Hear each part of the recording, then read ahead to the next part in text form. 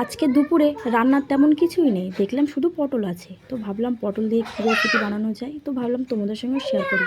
তো আজকে বানাবো পটল বাটা। প্রথমে পটলগুলো কেটে নিয়েছি, ভালো করে ধুয়ে নিয়ে তারপরে সিদ্ধ বসিয়ে দিয়েছি। টমেটো আর কাঁচা লঙ্কাও দিয়ে দিয়েছি। তারপর ভালো করে সিদ্ধ হয়ে গেলে, দেখো আমার অলরেডি সিদ্ধ হয়ে গেছে।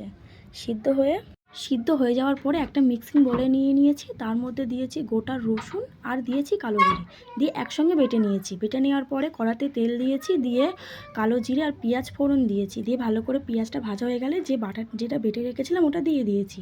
ওটা দেওয়ার পরে ভালো করে নাড়াচাড়া করতে হবে, হাত কামাই দিলে কিন্তু হবে না, নাহলে কিন্তু কড়াতে লেগে যাবে। তারপরে নুন দিয়েছি, নুন দেওয়ার পরে হলুদ দিয়েছি, দিয়ে আবারও নাড়ছি। নাড়তে নাড়তে দেখবো যে জলটা পুরো মরে গেছে।